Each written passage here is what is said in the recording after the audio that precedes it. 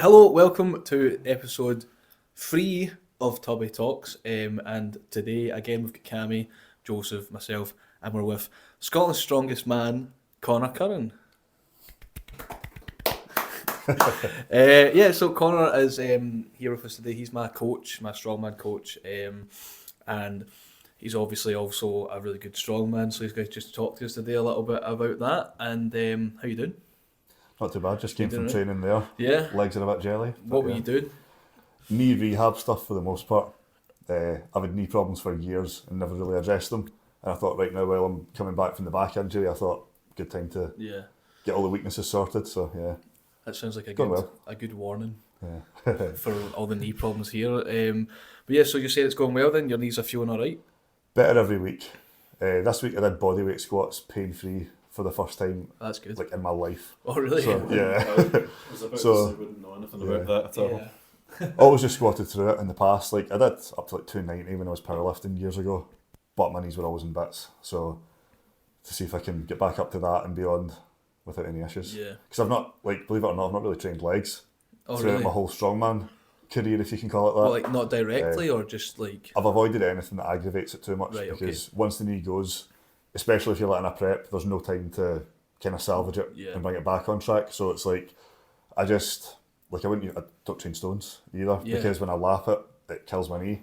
So I train like one motions to be fair. But yeah, so what was happening was I wouldn't train anything that aggravates my knee, get to a competition, inevitably get to the stone run at the end, and then I just destroy my knees on the last event. Just do it obviously, but that's me for weeks afterwards, try to get it back. So I've got 7 months to my next comp, so I've got a lot of time to address that now. What kind of like exercises were you doing then today, this morning or afternoon? Well, so not quite today, but I started by doing reverse band squats. So literally just band from a bar, holding on to that so it's less than body weight. Yeah. Basically try to find the movement that doesn't cause pain and hammering that, then up it ever so slightly until there's a wee bit of pain, do that until it's not sore. So I was doing that, doing like slow eccentric leg extensions. Leg press, I was starting just a plate. I've been adding a plate a week, doing sets of 20 to 30 reps. I've been doing loads of calf raises and tib raises. That's making a bit of a difference as well. My logic is it's not based on any deep physio knowledge, but it's strengthening everything around the knee and it's probably going to help. Yeah. And it's working so far. But if that didn't work, I'd probably have to look at getting a scan or something. But like that's one of the things I would say you avoid if possible in strongman, because there is no doubt if they scan my knees, they're going to say, yeah, your knees are fucked. And you need surgery and you need this and that. When really you can work around it. No, I think you're actually right, because when I done my ACL doing basketball a few years ago, they scanned my knee and the guy basically said if you don't want surgery, the best thing you can do is just make every muscle around the knee as strong as it can be. Yeah. And so you're kind of doing what they would say anyway, probably. Don't quote me on this stat, but it was something along the lines of like 80% of professional footballers, if you scan their knee, it's like 80% degraded. Yeah. You know, and you would say they're in bits, but they're fine. And it's fine for their purpose. Like, yeah, it might get us at some point down the line, but like that's one of the things you accept when you do if you can call it an extreme sport, maybe strongman. But well, I would say it's the same if you ask any open weight strongman their BMI, they're all going to be error. You need to go to a doctor now. Like we can tell you a statistic, which Joseph said the other day that him and his pal put my BMI and it said it didn't even come up a number. It just went see your GP. Yeah. And I'm like, but they don't care that you're a strongman or a sumo or anything. They're just like, oh, just a heavy guy. So no context to these things. Yeah. I checked mine recently and it's in the morbidly obese category. Yeah. But yeah. High five, well done. Join the club. Badge of honour. How's your general training been then? Are you mainly focusing on that, or are you still kind of doing as much upper body as I can, but it's all hypertrophy's the goal just now. Like I say, I've got so much time. Like you could work in kind of skill specific stuff, but there's no point in peaking up and trying to lift, 1 rep maxes and deadlift and peaking my log press up and things that are just going to cause unnecessary damage to your body at the early stage of a training cycle. So like I save that for the 12 weeks, say when I'm getting ready for a comp, where it's like if you're going to do damage, do it now. Now's just kind of laying the foundation, I suppose, is the overly used expression for it, but that's what I'm doing just now. Yeah, well, put on some weight. That's the goal as That's well, good. because I'm one of the one of the taller strongmen, but one of the lighter guys as well. Yeah. So like, I really think so. I was like roughly like 135, 136 at Scotland's the Hydro show and Brits. Like, didn't fluctuate very much at all. And if you look at the Brits podium, you've got Tom that was 185, Gav was 185. I think Luke Saltman was like 165, something like still that. Quite a lot. And that's it. Just shows you, that's a sign you need to be a big guy in strongman. So I think if I can get up to, from 135 to say 145, 150 or something for Scotland's this year, I'll be on another level. That's the hope. No, I think that's definitely what I would think as well. Yeah. Could you guys say something there? I was about to say I'm the opposite. I'm trying to get down to 135. I'm 147 just now. I'm desperate to go down. Well, obviously 135 at kind of amateur level is quite heavy. Like, that's actually quite old. Christopher, I think, is around that.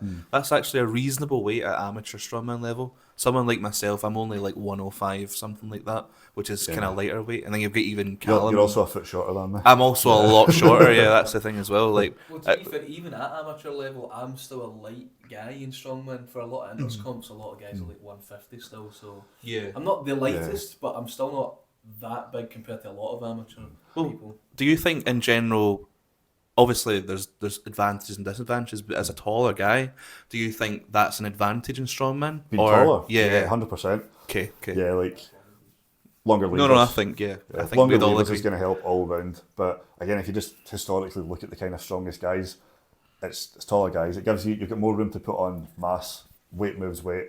So if I can get to 150, 160 at 6'6", eventually, I'm going to be that weight in a much better shape than someone that's 5'4" and 160. They're going to be quite immobile. So, but you still get that same amount of weight to move the weights that you're going to be lifting in the comp. So yeah, height definitely helps. How would you say then? We'll go with short being under 6 foot when you Which can it is an open strongman. It is an open strongman. Who would you say would be the best short strongman then right now, as an under 6 foot? Under 6 foot. Well, when I think the best short one is Novikov, I think he's 6'1", so it doesn't quite fall into your under 6 He's foot almost category. there, yeah. But definitely Novikov, Kevin Fairs as well. But then if you look at the British level, there's Paul Smith and Hicksey, I would say. Yeah, they're the two. Like Hicksey in particular he's a monster presser. In fact, he's a monster lifter in just about any event he does. He's probably way up there. Paul Smith may be the most, since he's a bit more active at the moment, I suppose. Yeah. You've got Rob Kearney as well. Yeah. He's short. He's 5'10", I think. Is he? Yeah. And he's good. I don't really know how active he is at the moment either, because he's been coming back from injuries and that. Hundreds of things. Yeah, he had cancer as well, obviously, and stuff. So, but he is definitely good. He's podiumed at a few good shows. So yeah, no you doubt. can still do it when you're short. But then if you look at that compared to the tall people, then obviously there's millions of tall people. I would say though, obviously, being tall is quite clearly an advantage. I think that's the majority vote in general strongman. But I think don't be put off if you are small. It doesn't mean like you can still do it. You can still do strongman as a short person. Yeah, 100%. And I think it's fine as a discussion. It's like being taller does help in strongman, but like it's you work with the cards you're dealt. Like if you're, I know it's easy for me to say as someone that was kind of given the gift of height, I suppose, but like I don't think it's if you love strongman and you're 5'5", well, you're just not going to do it. Yeah, because you're not going to get any taller. Like there's nothing you can do about that. So yeah, you just go for it anyway. Would you say that still applies to weight class strongman? Because then if you go to like the under 80s, if you're 6'7" and under 80 kilos, you're probably not going to be that strong. Yeah, probably not. Yeah, so like it would help you. Don't get me wrong, the height still helps, but like there comes a point of do you think the gap diminished returns. Yeah, like there will be a cut off. I can't say what it is, but there'll be a cut off approximately height wise where you shouldn't cut to this weight class. You shouldn't cut to that one. And certainly, if you want to get the most strength out yourself, you shouldn't be cutting to a weight class anyway. But no one should be. I understand the motivation for, if you look at guys like Chris Harper, Dean McVie in the under 80s, like that is their weight class. Because if they cut to that weight, they're some of the best in the world. Chris is currently the best in the world. Yeah. So that's definitely a reason where someone should cut to a weight class. But generally, someone doing their first few competitions, I wouldn't worry about cutting. Yeah. Because you want to get strong, that's but a lot of novice comps and that wouldn't even have weight classes anyway, so they might, but most of the time you wouldn't in novice level get weight classes. You'd maybe get like under 105 over, but even then that's quite rare, I'd say. Yeah. But yeah, let's get to the crux then. and we'll talk about you being Scotland's strongest man. You've had a bit of time, obviously, since what was September, wasn't it, last year? Yeah. So it's been 5, 6, well, more than that, about 5 months. Wow. Yeah. So a wee while, but what do you think about it now in hindsight? Are you looking back at it? Like, how do you feel about how it went? Obviously good. About the day? Yeah. Oh, no, it was one of the best days of my life. Yeah. Like, well, I say that in hindsight it was. I hate competing. I feel a lot of nerves, and the stress didn't alleviate until I was announced as the winner, and then I could kind of start to enjoy it. But no, it was a great day. Like, to look back on it, everything more or less went to plan. I had, all the way up to it, I would imagine various aspects of the day and how they're going to go, and it kind of went almost exactly like that. And it was like things were happening that I'd kind of, not to be cringy, but kind of dreamed of, you know. Yeah. And each time it's happening, it's like, this is happening. It was, the sequence went as I imagined it. So it was a great day. Yeah. How did you feel when, like, this is kind of maybe jumping to the end, but after you were announced the winner, how did you feel about, like, the reaction of the crowd? Like, is that the first time you've experienced, like, all of a sudden you're the most important guy in the room and everybody's coming over, like, oh, pictures, whatever? Yeah, definitely. It's the first I've experienced that. Everyone's always supportive and so on, but, like, the winner is the person that gets the attention, and, like, that's the first time I'd experienced it.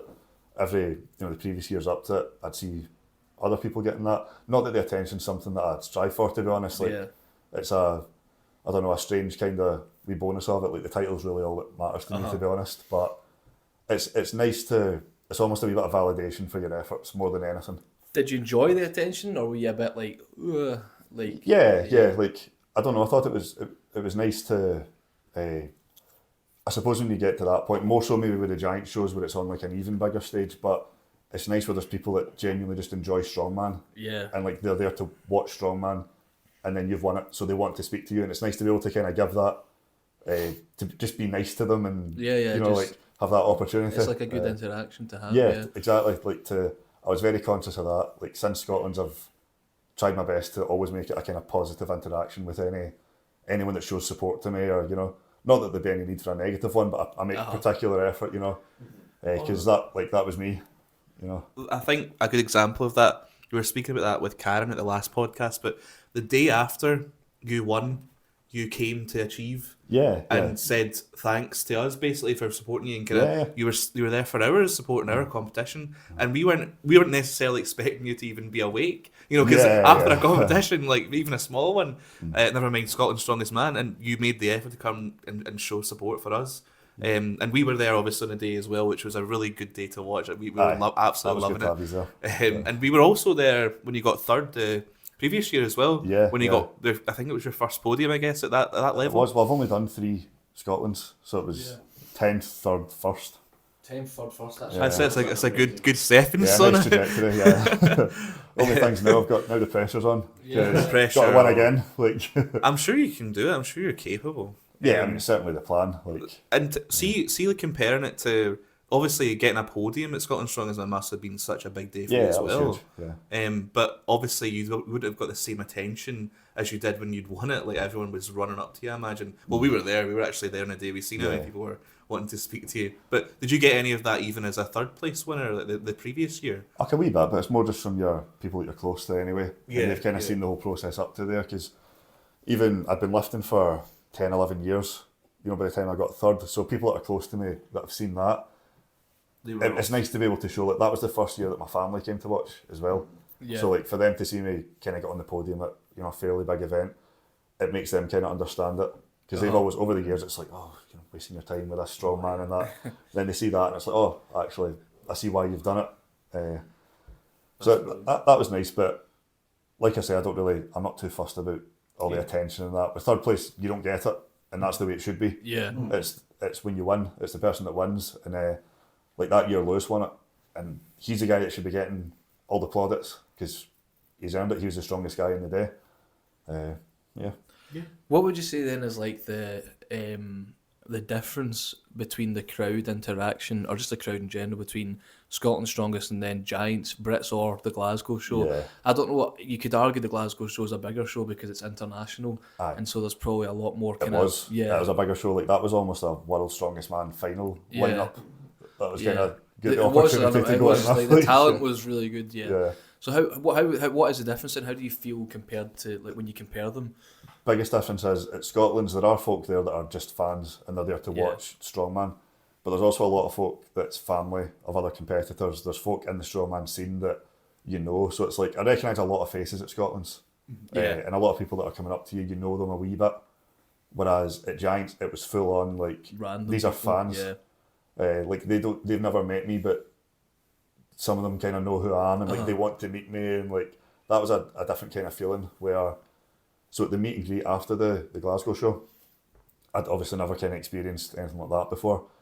And, it's people that have paid £200 plus to hang back and meet folk. Well, they're there to meet Mitch Hooper and Tom and all that, but all the same, I was at a table myself at the meet and greet, and an hour and a half non-stop. The queue was stretched, as far as you could see. Like I was like, what's going on here? And everyone came up and talking, and you can see they're like nervous to meet you and stuff, and it's a strange feeling, but that was cool. It's cool, yeah. I imagine it would have been cool because obviously we were there. I think 2022. We were backstage. We met, at the Giants Live. It was Glasgow. Glasgow Giants Live, Mitch Hooper. We met all of them. Mark Felix as well. Bill Kazmaier. All the Magnuson. Good name, but we're not going to drop names. I think we know who'd win that one. But it was just as a fan. It would have been great if we'd been able to make it, and even I imagine we would have been speaking to you. We'd have been waiting in line for you, and even though we know each other, and you literally coach Christopher, it was still that sort of fan interaction and people you know and don't know. So I don't know what it's like to be on the other side of it. So that must have been quite surreal for you. There's a few folk I saw at the Brits meet and greet as well that I recognised from the Glasgow show. There was a good few that they'd come up and they'd say, "Oh, I saw you at Glasgow," and it's difficult obviously to recognise every face, but there was a few that I recognised, and I said, "Oh, you're at Glasgow." And I'm like, yeah, we met you there as well. That's actually, I don't know if you were just even mentioning that, but you mentioned about Lewis Jack? We met Lewis Jack in my second ever comp a year before. We met him at when he won. No, it wasn't at Scotland's. It was at the Glasgow show when he did it, or he did a show. And what happened is we saw your third place. Obviously, we were there supporting you at the time. And Lewis won, and obviously we showed support for Lewis as well at the time. And we'd met him for the first time in Zaki, and then we obviously seen Lewis at Giants Live. And obviously we were waiting for him in the queue at the time, and we'd met him, and he recognised us as well. And I'm sure you would be the same. So it's good to have that fan interaction. It will make them feel you actually care, and you obviously do care. So that's the thing as well. Like I say, I don't. Sorry, no, you go. I don't always do try and make an effort with that because I'm not really much of a fanboy. I've never really I don't run up to the competitors mostly because I'd hope to be competing against and beating them one day, but you're not one of them. So. To an extent, but whenever say a wee guy comes up in the queue and you can see he's maybe goes to the gym with you at biceps and that, I'm like, oh, the size of your arms, you can see how much you enjoy it and that. It's, I don't know, it's nice to do things like that. No, yes, absolutely. Those will be core formative memories for those people, and they'll be whenever they look back at. Some of them obviously will just be like, "Oh, this was an amazing day." But you never know. You might end up shaping the next future strongest Scotland's strongest man. Who's that was the earliest memory that I have of Conor. And he was this big friendly guy, and he really encouraged me. He was like, "Look how massive your arms are, even though they were just noodles." You never know. Yeah, it'd be nice to have that sort of effect on Sunday. Yeah. Well, you never know, and obviously, the fans or whatever, even qualifiers, whatever, people might still recognise you from that, even. And would you say then that ignoring result, would you was your favourite performance Scotland's or the Giants live show in Glasgow?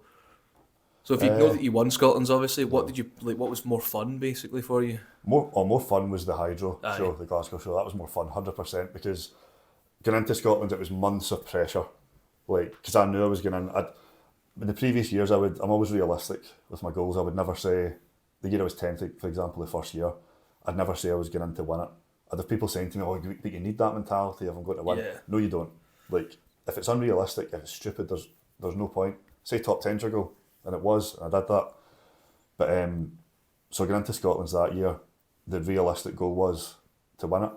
So there was so much pressure, it was difficult. Like that's why I can't say I enjoyed the prep all that much. In hindsight, I did because I can see how well it went and the end result. But compared to the giant show at the Hydro, getting into that, like there was zero chance of winning. That wasn't even on my mind at all. It was more just try and make a half decent account of yourself with. Because I think I had 2 or 3 training weeks for it. So like, there wasn't, even in my mind, there wasn't like any realistic prospect of being fully ready for it. So I could go into it and the mentality was kind of enjoy it. With the first event being log for Max, like my weakness, I peaked my log for Scotland's over like 5 months and I was able to hit the 165 at the end of the ladder. Yeah. For this, I'd deloaded and everything, then I had 3 weeks. You can't build it back up to that level, so I was fully prepared to zero that. And it was kind of nice to just be able to do that. I was first out, that was my first experience at a giant show, was going out at the World Log Championships to attempt my 1 rep max in front of 8,000 folk. Surreal, man. But I knew that as soon as, go out, if you get it, amazing. I didn't, but then I could just move on. It was like, right, now enjoy the rest of the show. And I thought for the kind of the time I had, I made a decent account of myself against those guys. There was a few, like, I know that given the time to prep, I would have done better, but like, that's not the point really. No. Well, did you think that like having it in Glasgow, a home crowd, basically, did that maybe make you feel a bit better? Do you think than you would have, say, your first one was in Leeds or whatever? Hard to say. Like, probably not, but it definitely helped in the sense that I could sleep in my own bed the night before. Yeah. And I could just drive down to the venue in 5 minutes the next day. Like, that helped a lot. The home crowd thing, I definitely got a lot of support, which was really cool. I didn't expect that, to be honest. But folk were getting behind me and they interviewed me after like every event I did as well, which I wasn't expecting. How is that then when you've just done it and then they come over to you and they're like, right, tell us something, and you're literally just Are finished? you that gassed at the time? Like, you literally can't speak? I did all right, I think, like, because they expect you to be gassed, you know what I mean? Yeah. Like, it's not it's probably just going into it with the expectation of, like, I'm not going up here to just give some eloquent speech. It's like, I've just done an event, I'm not going to be able to speak that much. Say what you can, and like, they know the drill. So yeah.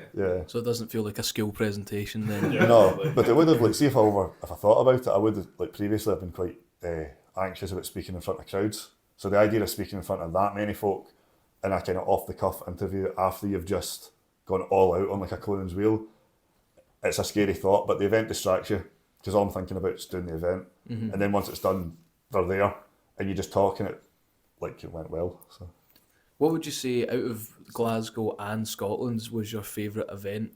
I have a feeling I might know, but what would you say was your favourite event that you did? My favourite event of Conor's was. I don't know, it's a hard question. It'd probably be at Scotland's, either bag toss. Bag toss, yeah. Bag toss was good. I liked the deadlift at Scotland's as well because I don't know, I felt that was a wee bit of a statement. Kind of me and Callum going out, and people have, folk have, I don't know about yourselves, but folk have spoke about that first event and thought, why did you not go all out and stuff? That's been discussed a wee bit, but it was nice for us to be able to go out and just hit 8 reps. I think the leader was on 6 at the time, and we just go out and hit 8 and just put it down, and it was like, cool, that's it. Well, I mean, it worked, so... Yeah. Although Cal might be more annoyed that he didn't try and do a 9th one and try and sneak it by you. Nah, because we trained together. That would have been a massive betrayal. Yeah. So like, that would have been real controversy. It would have been a proper dramatic controversy though. But the thing is, if he did a 9th, I'd have just done a 9th. Yeah. But and then if he went and did a 10th, that would have been a double betrayal. And like, it just wouldn't have happened. Yeah. Too far. It's not even worth thinking about. Yeah. Yeah, there'd be a charity boxing match coming up. Well, yeah, I thought you would say bag toss just because I remember watching that and that was really good to watch, and obviously you nailed it, and it was really close. Even that was really close with, I think you were doing it with Cal. It was, yeah. And it literally was like, you both threw it at the same time almost, but yours landed because he threw his higher. No, I threw it before him. Oh, did you throw it before him? It actually annoys me that folk say this. It looks like it looked like it. Because Martin... We'll edit that out. No. Martin that owns Hostile, he interviewed me after the event. Right, yeah. And he said to me, he was like, oh, because you threw it at the same time, Callum was beating you, but you didn't throw it as high, so yours landed first. Kind of implying like Callum's stronger and threw it better, and that's why he won. And it was like, I watched the video back, I was ahead of him from bag 1. Like Callum will say that himself, like, he said, actually, I think he did the podcast last week, and he mentioned that I just went for it, and there was no hesitation. It was just, as soon as every bag's going over, he was maybe a wee bit more cautious, which cost him, because Callum could very easily have beat me on that day as well. But no, like I was ahead of him the whole time. Yeah. On another day, he'd have been ahead of me the whole time, but on that day, it went your way. Yeah. It was a good event, and there was actually, did you, I don't know if you probably would have heard this, but somebody told me, it might have even been you, that there was a guy did it in reverse order. I think if I told you, I'll be aware of it. But like a guy did it in the reverse order by accident. I didn't see that. Because somebody told me, like, a guy, he went over, he genuinely just, like, it was a mistake, and he went over and he threw the heaviest bag first, right? But then he just did it, because, like, obviously if you're the competitor, you're not going to go, oh no, wait a minute guys, I think I made it, you just do it. And apparently people were a bit annoyed about that in the back, but if you didn't notice, then I guess... I don't watch one single event of anyone else. Oh, really? Nah, I don't watch at all. So I'm not even aware of that. What do you do then? Do you just kind of zone out, or you got headphones or whatever? Or it depends, because if you do well in the previous event, obviously you're up last in the following one. And in Scotland, where there's like 20 plus competitors, it can be quite a while to get through an event, depending on what it is. So like when the event starts, sometimes I've not started warming up. So like I'll be warming up while they're competing, and then I'll just be sitting, just kind of staying calm, just getting ready for it, preparing.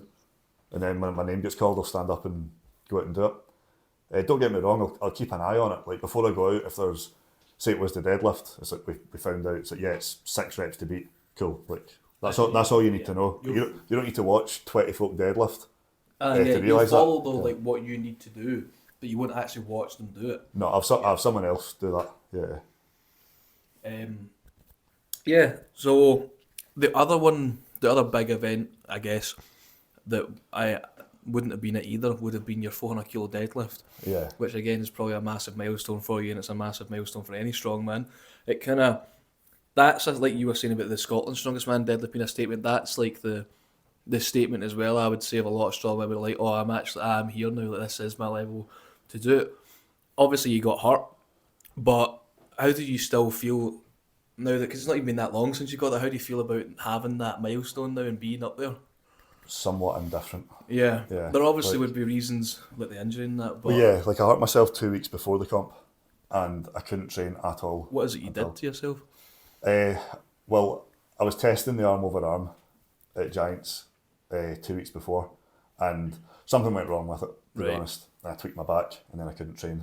I couldn't do my heavy week. Then there's a deload week where you're not really training anyway, to be fair, but my back kind of came back round. Warming up for the event, it wasn't so much on my mind, which is positive. I thought I'll be okay. Pulled my last warm up at 350, didn't tweak it or anything, and then went out, and when it just above the knees, it went. Yeah. So I think it was definitely adrenaline that allowed me to finish it. Like in the past, I've heard of folks say, tearing a hamstring during a deadlift and finishing it. Like I think JF Curran done that before, Brian Shaw, and I'd always thought, but there's no way you tore your hamstring then if you finish the deadlift. Because how could you possibly? But after that 400, I understand how much adrenaline plays a role, because that was bad. Like, see, the next day, I could hardly stand up. It took me like 5-10 minutes to stand up out of bed. Even sitting up, there was so much pressure on my lower back. Like, in the hotel, I was panicking. You're thinking I might not be able to get out to my car. Yeah. We might have to go to A&E or even get an ambulance or something. Like, it was really bad. But I pulled 400 kilos when it happened. So it's like, how does that make sense? But that's what happened. Yeah. Well, you're dealing with something of that magnitude, it will definitely come into play. You're literally sitting in front of a huge crowd, like pulling the heaviest you've ever pulled. Obviously, adrenaline is going to... It's at its peak. Yeah, absolutely. Yeah. So I can believe that. I think anyone who has an understanding of it will believe it as well. I had a very similar situation when I went to Korea to do Sheeran with Christopher, and I got absolutely battered by this Spanish guy. But at the time... Shout out to Fabian, absolutely, yeah. But I know it's obviously something totally different, but I absolutely did get that. Like I went back in for a second round against him, similar situation, although I did last a few seconds longer.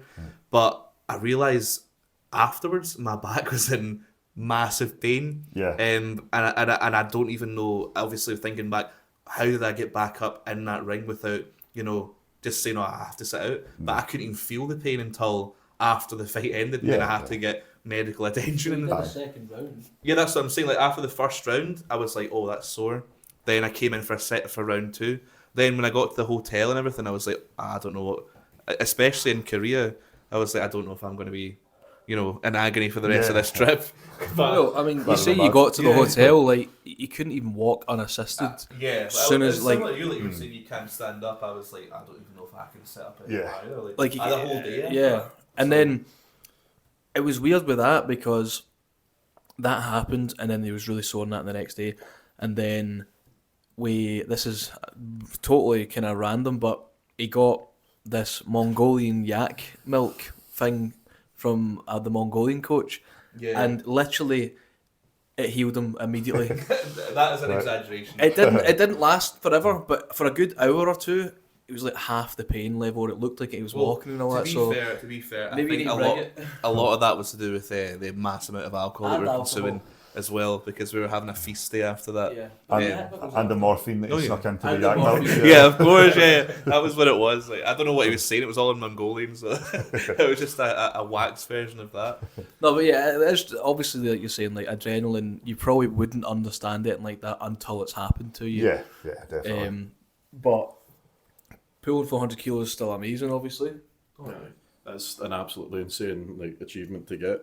And obviously, just to go back to the back injury stuff, like there's somebody out there, obviously within the sport, back injuries are a dime a dozen, and especially when you're pulling something like 400 kilos and you get a back injury, it is like a rather terrifying thought. Like how you said, you're sitting there struggling to get up. I've had obviously a similar injury that I've only 2 years later decided to start dealing with like an absolute idiot. But obviously now I'm trying to get myself back into the sport, and I'm wondering if you possibly experience the same thing with me, where you've got an apprehension about going back and doing anything heavy, and if there's like a constant worry in the back of your head that you're going to be like, oh, if I do this, that's going to really set me back, and that's going to really do me. There's always an apprehension going back to lifting heavyweights for the first time, but after a back injury, you're not going straight back in and lifting heavyweights. Like, you work your way up, and each week gives you more confidence. It'd be silly to go back in and attempt your max coming back after a back injury, but I think the key is just to go in and attack it. And it's because you need to defeat each week to move on to the next one to eventually get back to where you were. So it's just a case of setting a plan, an achievable plan, week by week, small jumps, and just keep showing up. And if that doesn't work, you need some more professional medical help maybe, but that's the first course of action in my mind. Yeah. How are you feeling then for Scotland's Strongest Man this year? It's also really early to say. Yeah. But how are you feeling about not having to do a qualifier for it for the first time? I didn't have to last year. Oh, did you not need it last year? Oh, well then, how is that though? Do you feel a lot more relaxed? Do you think knowing you've got a bit more time to focus purely on Scotland's rather than worrying about that? Well, to be fair, I would say with the qualifier, the top 5 to 10 guys can probably get away with not even training for it. Yeah. So you don't really need to prep at that point. That being said, if I was doing it, I would, just because you don't want to do new movements at a heavy weight that you've not conditioned yourself for. So it's nice to not have to do that. I much prefer a long prep for a comp. Yeah. Where right now I can do these things and I can do this knee rehab and kind of get my back in good shape and target weaknesses and not worry about falling behind. Yeah, so it's a big benefit certainly, but I think it's a reasonable benefit for the top 3 to get from the comp. Yeah, absolutely.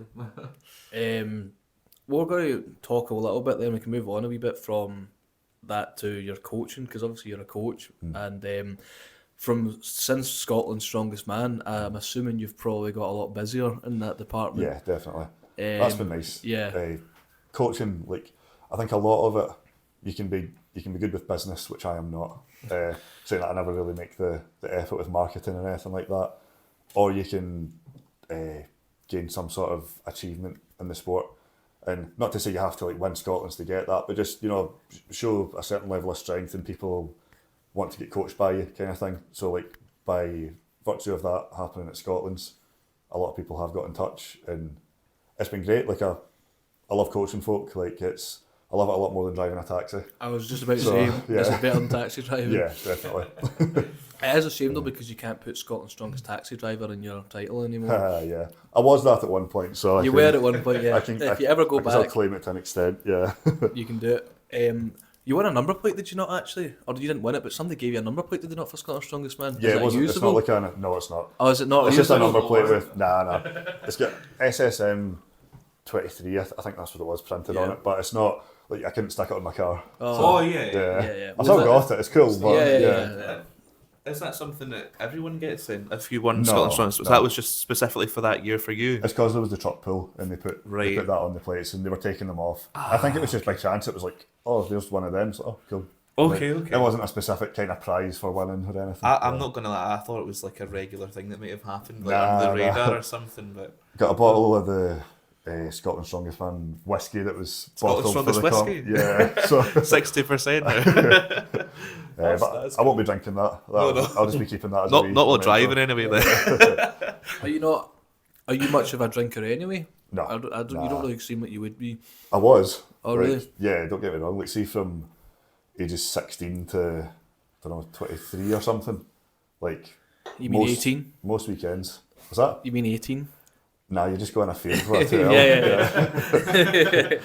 But no, I did. Like, I was a heavy drinker, I suppose you'd say. Like, not to the sense of it being a problem, drinking through the week, all that, but like, I'd go on nights out with the goal of getting drunk, and I would drink a lot, and it was something I really enjoyed doing at the time.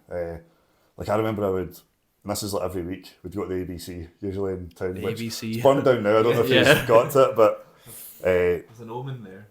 I would drink a 70cl of vodka before we went out, and then we'd go out and it was like pound drinks, and I'd spend 80 quid or something. Not to say I drank 80 drinks, like, but certainly the round was I'd get 3 vodka cokes and 3 Jaeger bombs, and I'd drink 1 Jaeger bomb, 1 vodka coke at the bar, and then carry the rest back. Yeah, and just do that all night. So like, yeah, sounds familiar to be honest. It's a lot. So I definitely, I'm not averse to drinking or that, but just over the years, the more I've got into it, and once I started powerlifting, and then particularly since strongman, it sets you back too far. Like, drinking heavily, certainly you can, I'm sure in moderation, but even in moderation, it's not a positive. But you're not like opposed to having a toast, or like no.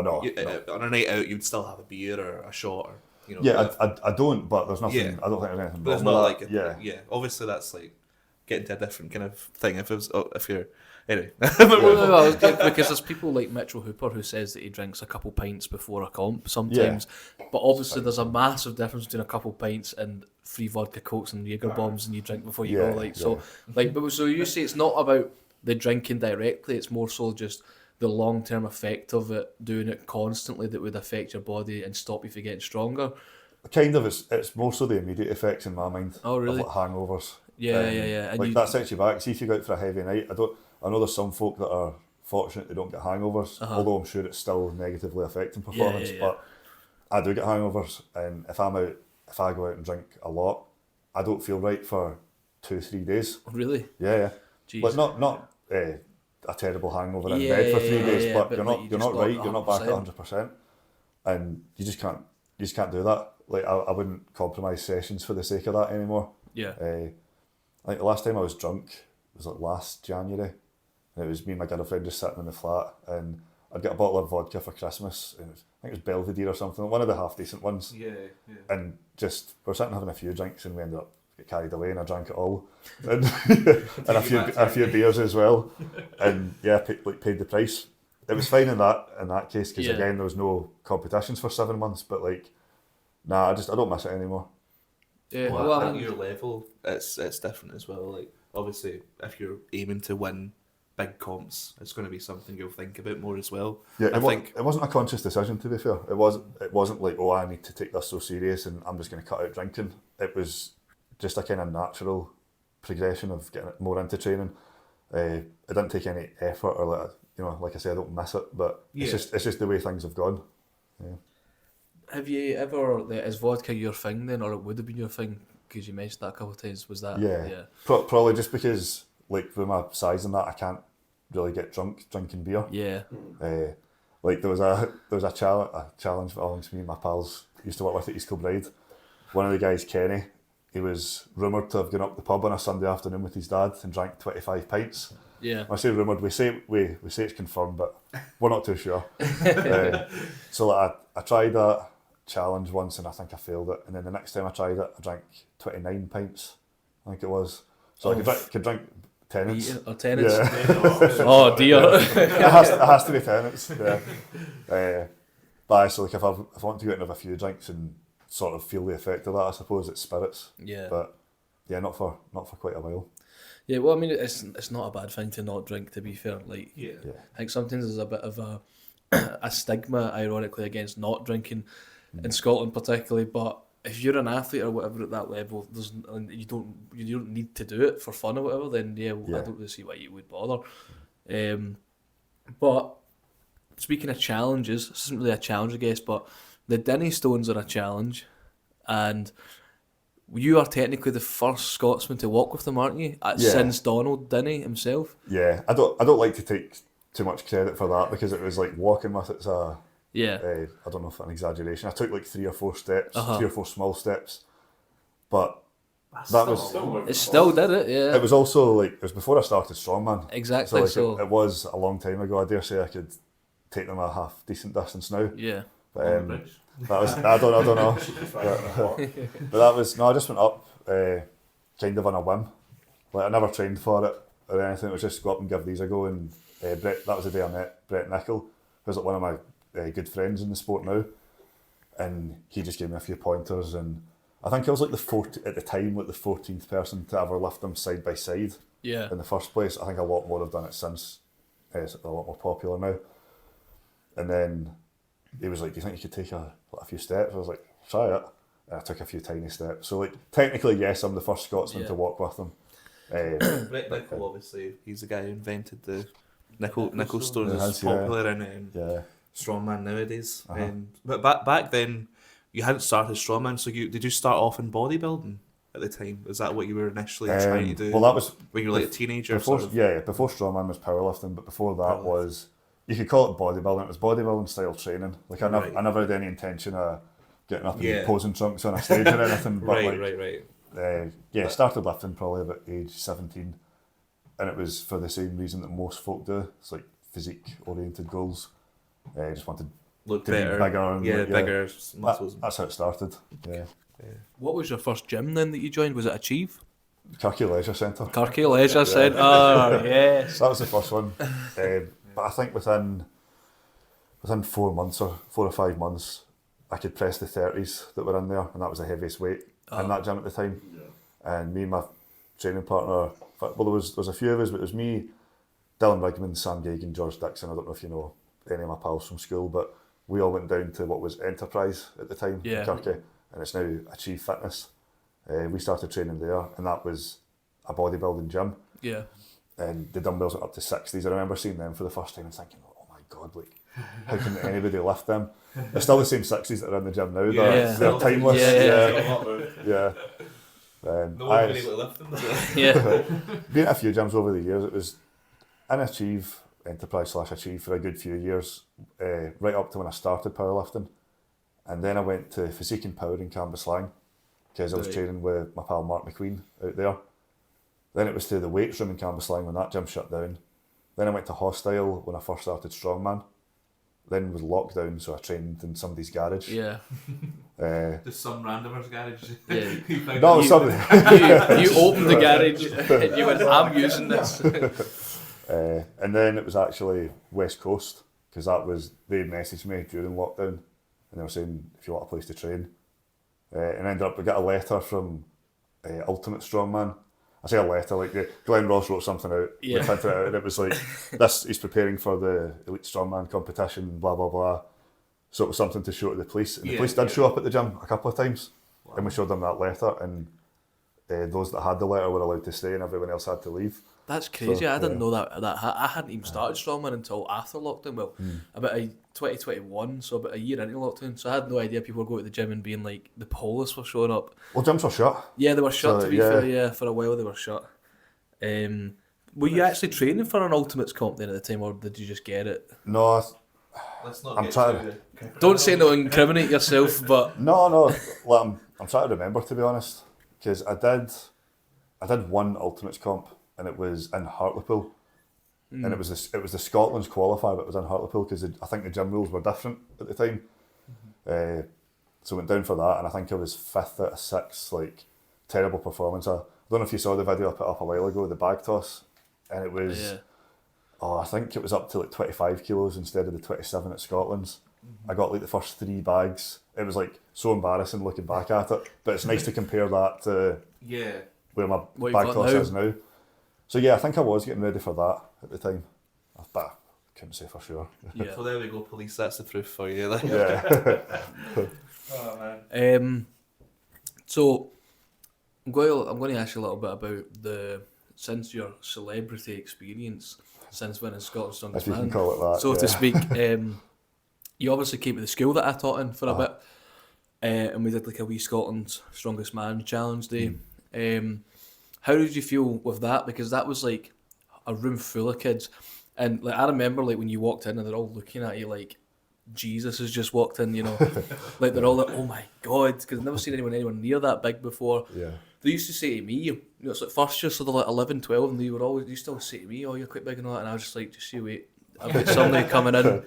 How did you enjoy that? Like, what was that? How did you feel when you were doing that? Nice, but like it was. I remember we overshot it a bit with intensity at the beginning, but I think I get beat in a, what do you call it? Tug of war. Yeah, get beat in a tug of war by like 6 first-year girls. Yeah. Like, I didn't expect that. Like, in my defence, the floor was slippy. The floor was really slippy, and even I remember I joined you because I was like, oh wait, well I'll join you. Help here, yeah, and they still beat us, like genuinely. Now, fair enough, it did get to a point where there was maybe 8 or 9 of them, and it was slippy, but they were still beating us. And we were like, this is getting really bad. Yeah. It's fine. You split up. No, man, you went. It's okay. No. Jesus. There was also a thing though. There's only 2 of us, obviously, and so we were like pulling them. But then every time we let go, there's 9 of them, so at least half of them are pulling forward. And so we just had no chance. Like, still embarrassing. Yeah, it's still embarrassing. Eventually, we got a 3rd teacher in, and we beat them, smashed them after that. But to be fair, fully grown men, two strong men, this teacher, the other teacher, was like a 5'5", 70 kilo guy, so not that far away from my first year. But that was the edge we needed to get us over.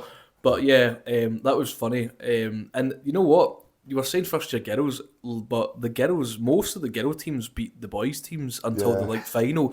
But the girl, because obviously you say go with your pals, and they're like, they'll go with the girls and boys, whatever. And there was a lot of girls teams that beat boys teams. I think at that age as well, just developmentally, girls often are ahead. Like they're usually even taller than the boys at first year, certainly. Really, it would have been more embarrassing to lose to first year boys. So, yeah, you could put it that way. That's so it's not that bad. No, that was really good that you came in though, and then obviously we had like mini Atlas stones for the kids, and I brought in a sandbag for you, and it was 50 kilos, or it was 60. It was 50 or 60. Yeah. And I was like, this will be fine. You know, it's Scotland's Strongest Man. We'll be all right. But then I didn't expect the kids to get like 12 reps of the wee stones. And so you ended up having to do like 10 reps of this sandbag to this like height about 3 times, and we were like, this is getting a little bit tiring basically. And then, but that was a bit tiring, but like you were saying, the tug of war was so taxing. The first class, like we obviously assumed that I would just kind of control it. Like I could beat them if I want, but I let folk win, and it was not the case. What it turned into was an all-out tug of war every single time.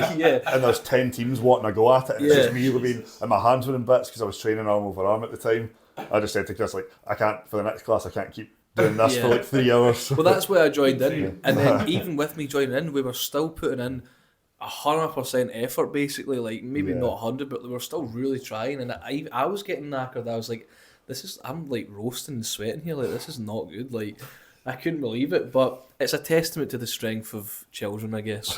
Just test all these kids, who they... Yeah, it was an untested comp, so you never know what was going on, but no, that was good.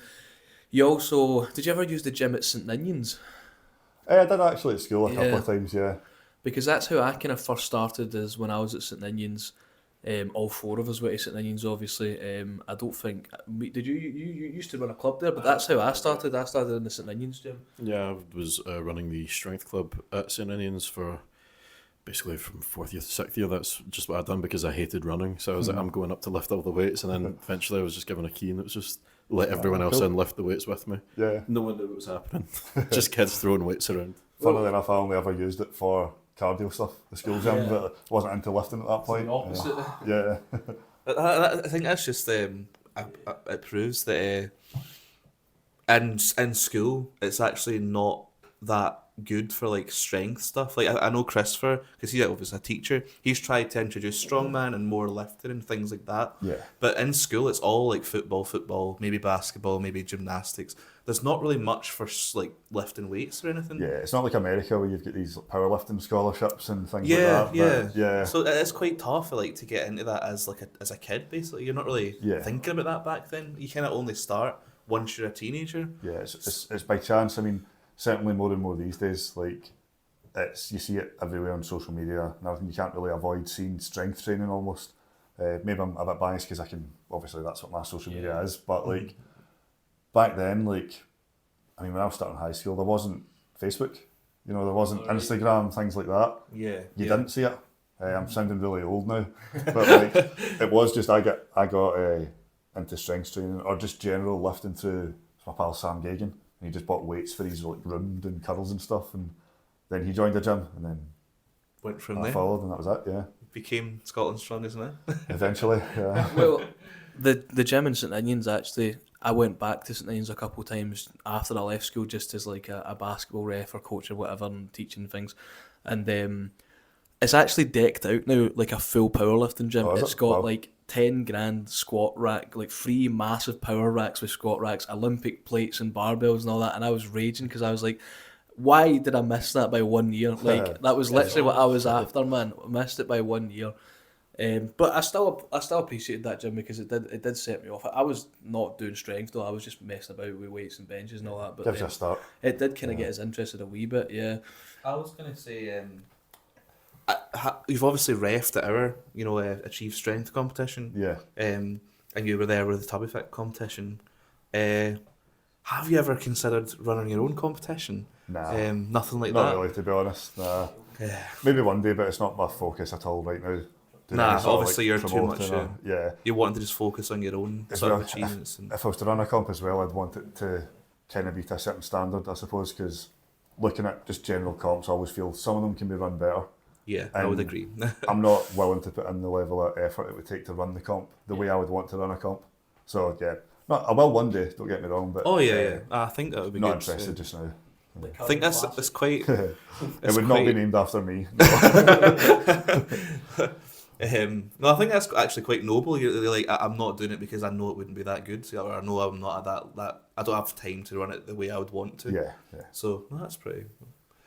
Well, we're conscious of time, so we're almost finishing. But what is your thoughts on the TubbyFit Classic then that you were at? And I was like you. I was like, this is. I had to convince them that I'm not naming this after me.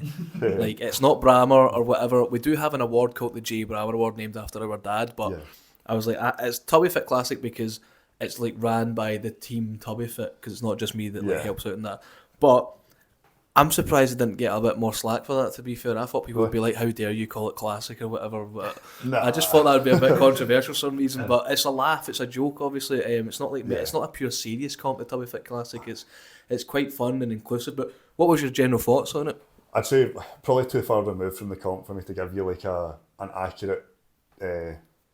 Review of it, but the way I view it, and I think the way you do, the way most of the competitors do as well, it's a kind of gateway into someone competing for the very first time. Because if I remember correctly, the weights were very light. They were light, purposely light. Possibly, some of the reps were too high. I'm sure there was folk doing like 18-inch deadlifts for 40 reps and stuff, which I'd maybe fix that a wee touch. But it's also folk that if you put the weight too heavy, folk aren't going to enter.